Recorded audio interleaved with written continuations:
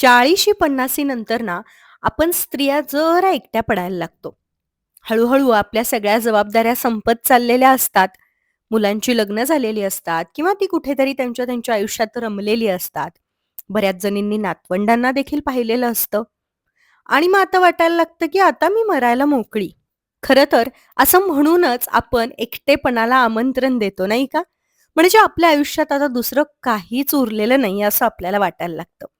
पण खरं तर इथून पुढे तर बऱ्याच छान-छान वेगवेगळ्या गोष्टी आपण करू शकतो, ज्याने आपण आपला एकटेपणा दूर करू शकतो. नमस्कार मंडळी, मी सायली, तुमची जवळची मैत्रीण. तुम्ही चॅनलवर नवीन असाल तर प्लीज चॅनलला सबस्क्राईब करा.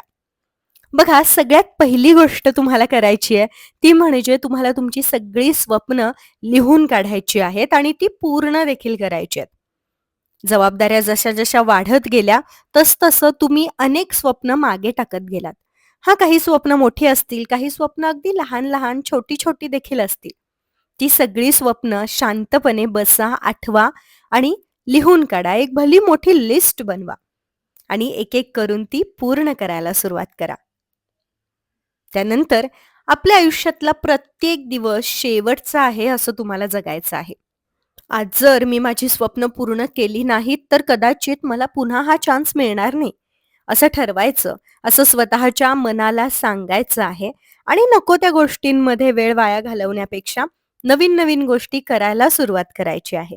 बऱ्याचदा काय होतं, की आपण आयुष्यभर केलेल्या चुका असतील किंवा काही अपराधीपणाच्या भावना असतील, ह्या आपल्याला त्रास द्यायला लागतात किंवा आपल्यासोबत जे काही झालेलं असतं, काही चांगलं झालेलं असतं, तर काही वाईटही घटना आपल्यासोबत घडलेल्या असतात. त्या आपल्याला आठवायला लागतात आणि कुठेतरी मग हा एकटेपणा आणखी जास्त वाढायला लागतो आणि मग त्याचा त्रास व्हायला लागतो. म्हणून आपलं रोजचं आयुष्य आपणच एक्साइटेड बनवायचं आहे. आपणच काहीतरी नवीन-नवीन गोष्टी शोधायच्या आहेत आणि करायच्या आहेत. स्वतःला नव्याने जाणून घ्यायचं आहे. कारण जसजसा कालावधी लोटला, तसतशी आपली स्वप्न देखील मागे पडत गेली असतील, काही स्वप्न बदलत गेली असतील. त्या स्वप्नांना पुन्हा एकदा शोधायचं आहे. अगदी सायकल चालवण्याचं स्वप्न असलं तरी देखील ते पूर्ण करायचं आहे. आपले जुने मित्र-मैत्रिणी कोण आहेत? त्यांना शोधायचंय. ही सगळ्यात महत्त्वाची गोष्ट आपल्याला करायची, की जे काही आपले शाळा कॉलेजेसमधले जुने मित्र-मैत्रिणी होते, त्यांना शोधायचं. त्यांचा जर ऑलरेडी ग्रुप असेल, तर तिथं काहीतरी ॲक्टिव्ह गोष्टी करायला सुरुवात करायची. जर नसेल ग्रुप, तर स्वतः पुढाकार घ्या. त्या सगळ्यांना एकत्र आणा आणि जुने तुमचे दिवस पुन्हा जगा.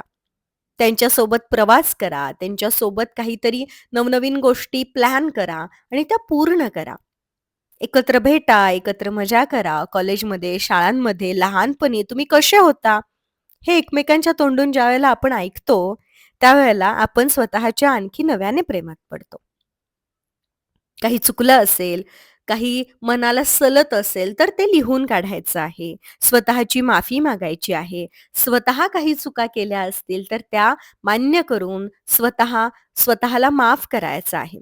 त्या चुका स्वतः समोर मान्य करा. गरज नाहीये, की कोणासमोर जायची आणि मागच्या गोष्टी उकरून काढायची. पण तुम्ही तुमच्या वहीमध्ये एखाद्या पानावरती स्वतःच्या सगळ्या चुकांची कबुली दिलीत, मनापासून माफी मागितलीत, स्वतःला माफ केलत किंवा इतरांमुळे जर तुम्हाला त्रास झाला असेल, तर त्यांना माफ केलत, तर त्या भावना त्या व्यक्तीपर्यंत आपोआप पोहोचतात.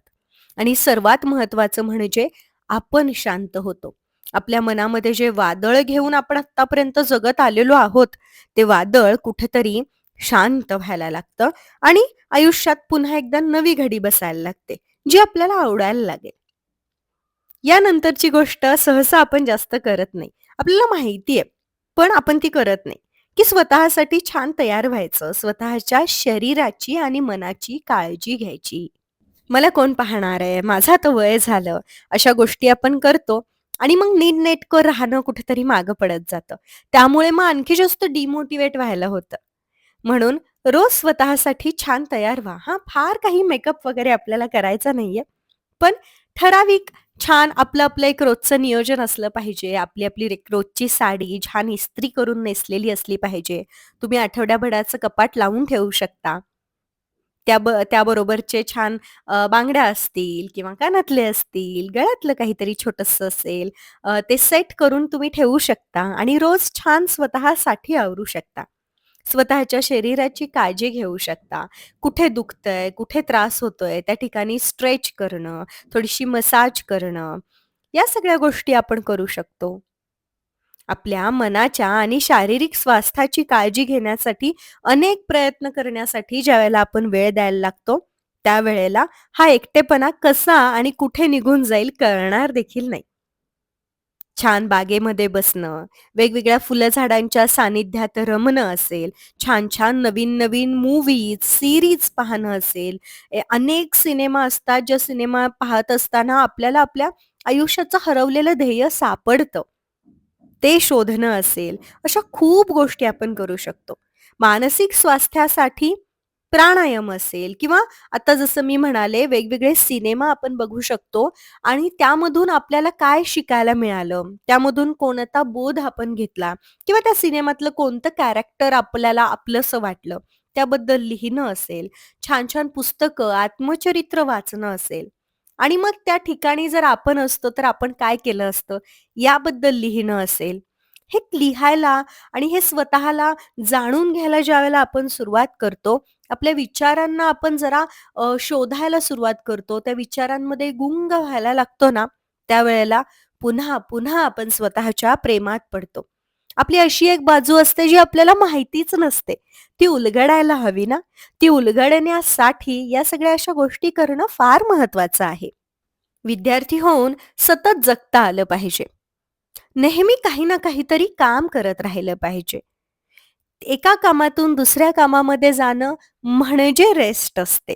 हां, एकच गोष्ट जेव्हा आपण करत असतो, त्यावेळेला त्या गोष्टीचा आपल्याला कंटाळा येतो आणि म्हणून थोडा वेळ बागकाम करणं, थोडा वेळ स्वतःच्या शरीराची मसाज करणं असेल, थोडा वेळ आपल्या केसांना छान तेल लावणं, 10-15 मिनिटं मस्त आपल्याला जो मंत्र आवडतो, त्या मंत्राचा जप करत एकदा डोक्याला मस्त तेल लावून बघा, किती रिलॅक्सिंग वाटेल.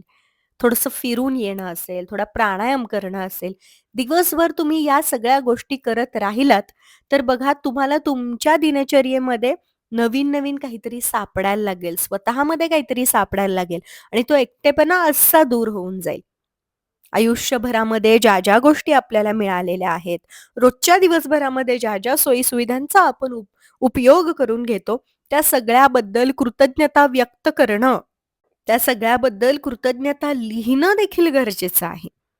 आणि ते आपण करत नाही. वेगवेगळे वर्कशॉप्स करणं असेल, वेगवेगळ्या नवीन गोष्टी शिकणं असेल, जे काही आपण शिकतोय, करून पाहतोय, त्याबद्दल आपल्या मित्र-मैत्रिणींशी बोलणं असेल, हे सगळं जेव्हा आपण करायला लागू, त्यावेळेला जसं आपलं वय वाढत जाईल, तसं आपल्यातलं तारुण्य, आपल्या मनाचं तारुण्य वाढत जाईल. अनेक गोष्टी आपल्याला नव्याने सापडत जातील, उमगत जातील आणि आयुष्याचा आनंद आपण नव्याने घेऊ शकू. आजचा हा व्हिडिओ तुम्ही शेवटपर्यंत पाहिलात त्याबद्दल खूप धन्यवाद. खूप कृतज्ञता.